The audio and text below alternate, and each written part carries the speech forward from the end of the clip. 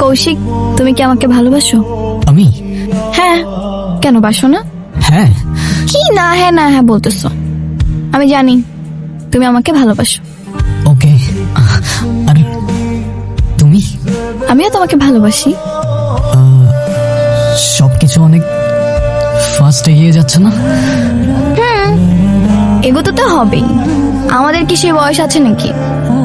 কিন্তু আমি তো ভাবছি অন্য কিছু।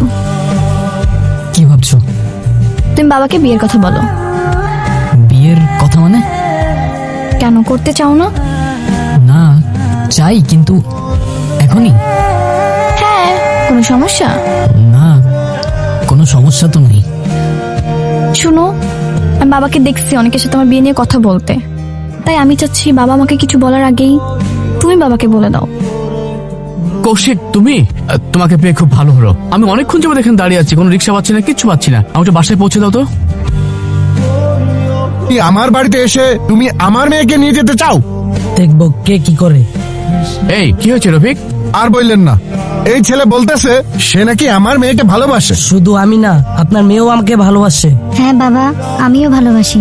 আচ্ছা ঠিক আছে, ভালোবাসো, ঠিক আছে, কিন্তু এইভাবে বেয়াদবের মতন একজন বাবার কাছে তার মেয়ের বিয়ের সম্পর্কে বলাটা তোমার মোটেও ঠিক হয়নি। কি করো তুমি?